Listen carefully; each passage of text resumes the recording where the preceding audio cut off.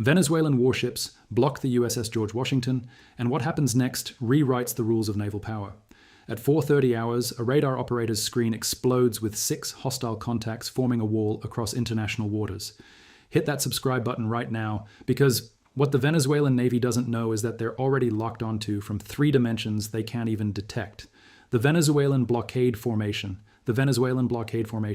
6 Venezuelan warships arranged themselves in attack formation, blocking the path of the USS George Washington through what every maritime chart confirms as international waters. Leading this intercepting force is the frigate Almirante Bryan, a 3,200-ton vessel that Venezuela purchased from Italy back in 1980, now armed with outdated automat missiles that can barely reach 180 kilometers. 4 Constitution-class patrol boats and a single corvette complete the formation, their combined firepower.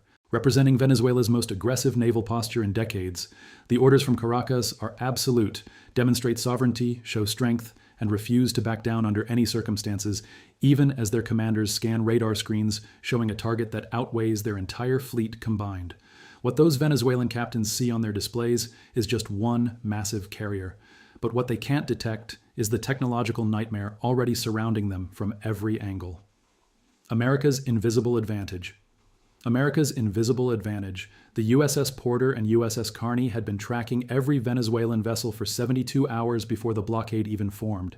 These Arleigh Burke-class destroyers carry the Aegis combat system, a technological marvel that can simultaneously track over 100 targets, while calculating kill probabilities for each one in fractions of a second within 0.3 seconds of the Venezuelan formation taking position. Every single ship became a locked target in a network that updates firing solutions every 0.05 seconds, with a success rate exceeding 95%.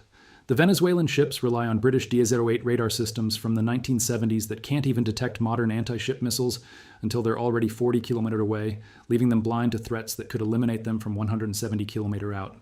Each American destroyer carries 96 vertical launch cells loaded with a devastating mix: Tomahawk cruise missiles for land strikes, SM-2 missiles for air defense, and Ace-Rock anti-submarine rockets, creating a weapons inventory worth more than Venezuela's entire annual defense budget. But the surface threat is only one dimension of the trap that's already been set. The submarine nobody saw coming. 300 FT below the surface, a Virginia-class attack submarine sits in perfect silence between the Venezuelan formation and their home port. This single submarine costs $3.45 billion, which is nearly 8 times Venezuela's entire naval budget for 2024, and it's been holding position completely undetected using pump-jet propulsion technology that makes it quieter than the ambient ocean noise. The sub's sonar suite can identify a diesel engine signature from 200 kilometers away, while its own acoustic profile remains invisible to every detection system the Venezuelan Navy possesses. Venezuela technically operates 2 German-built Type 209 submarines, but both have been stuck in dry dock since 2019 because the country can't afford the spare parts or the technical expertise to maintain them, leaving the Americans with total underwater dominance. The Virginia-class boat carries 12 Tomahawk missiles and 25 Mark 48 torpedoes, each one powerful enough to break a frigate's keel with a single detonation.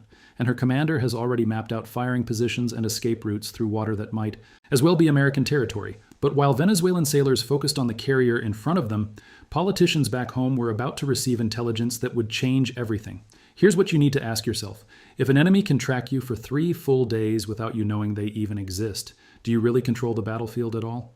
The reality check from Caracas. Secure communications between the Venezuelan Ministry of Defense and Almirante.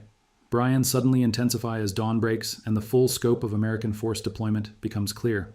Russian military advisors embedded with Venezuelan forces begin sending urgent recommendations for immediate withdrawal after their satellite reconnaissance confirms not just the carrier, but the entire strike group configuration that Caracas never anticipated. Venezuela's total defense spending for 2024 amounts to $438 million, while this single American carrier strike group represents over $30 billion in hardware and costs $6.5 million per day just to keep operational. Senior Venezuelan naval officers present classified briefings to President Maduro's inner circle, estimating that their entire blockading force could be neutralized in under 7 minutes if weapons go hot. The political calculation shifts dramatically when intelligence confirms that even one damaged Venezuelan ship would be impossible to spin as a victory, especially when international maritime law clearly places the incident in waters where Venezuela has 0 legal jurisdiction. What started as a show of strength in comfortable government offices now confronts the mathematical reality that 6 aging vessels are facing a force designed to fight and win against entire enemy fleets. But nobody anticipated how creative, desperate commanders can be when saving face becomes more important than tactical victory. The moment, everything nearly exploded. Everything nearly exploded. At exactly 547 hours, a weapons officer aboard one of the Venezuelan patrol boats makes a decision that brings both fleets within seconds of open combat. He activates his fire control radar, sending targeting electromagnetic emissions directly at the USS George Washington in what naval warfare protocols recognize as hostile intent, justifying immediate defensive response. The American destroyer's electronic warfare suite detects the radar lock in microseconds and automatically triggers countermeasures while transmitting threat data across the entire strike group network. Within 8 seconds, the Porter achieves weapons lock on all 6 Venezuelan vessels. 4 FA-18 Super Hornets on the carrier deck receive clearance for immediate launch, and combat air patrol pilots already airborne get weapons-free authorization with their fingers literally hovering over release buttons. The Aegis system calculates that it can eliminate every Venezuelan vessel before a single automat missile leaves its launcher. And for 22 seconds, the entire confrontation balances on whether that Venezuelan radar stays active or shuts down. Those 22 seconds represent the closest moment to actual weapons fire. Close enough that combat recording systems captured the moment, but classified enough that neither government ever acknowledged how narrow the margin truly was. The Venezuelan commander aboard Almirante Bion was about to answer a question that every military leader faces. When does retreat become the bravest decision you can make? The withdrawal that saved everyone. The Venezuelan commander opens communication on International Channel 16 with carefully chosen words that would allow both nations to step back without complete surrender. He announces that his patrol mission has been successfully completed and his formation will now return to port after adequately demonstrating Venezuelan maritime sovereignty in the region. Venezuelan state television later broadcasts footage of their ships at sea with headlines claiming they successfully challenged American aggression and forced the carrier to respect Venezuelan territorial claims. American naval officials issue routine reports noting only that foreign vessels cleared the transit corridor without incident, offering no commentary on the confrontation itself. Intelligence intercepts later reveal the impossible position that Venezuelan commander faced.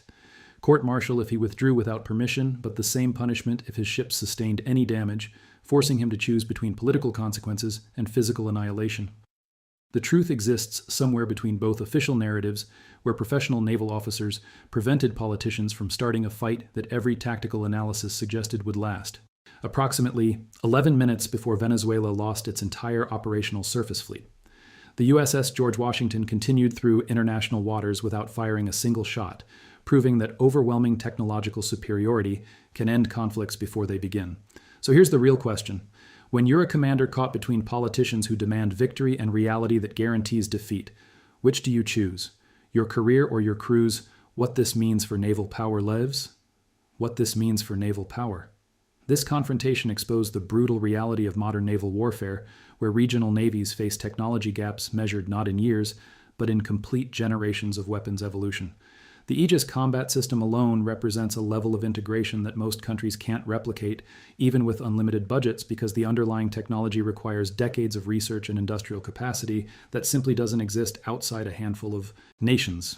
Venezuela's entire blockading force carried less total firepower than what a single American destroyer can deliver in the first 60 seconds of engagement. And that disparity only grows larger when you factor in subsurface assets and air superiority. Every regional navy watching this incident learned that political theater on the open ocean carries costs that no propaganda victory can offset, especially when the technological advantage includes assets you literally cannot detect with your available equipment. The mathematics of naval confrontation have shifted so dramatically that traditional concepts of courage and national pride become irrelevant when one side can achieve total weapons lock before the other side even knows they're being targeted. This standoff became an object lesson in why overwhelming power prevents wars more effectively than diplomatic negotiations. Because sometimes the most important battle is the one that never gets fought, when both sides understand exactly what the outcome would be. This conclusion standoff proved that in modern naval warfare, the fight is over before it starts when technology meets outdated firepower. The Venezuelan Navy learned what happens when political orders collide with military reality. If this breakdown opened your eyes to how naval power actually works, smash that subscribe button and hit the bell icon because we're covering more military confrontations that redefined combat forever.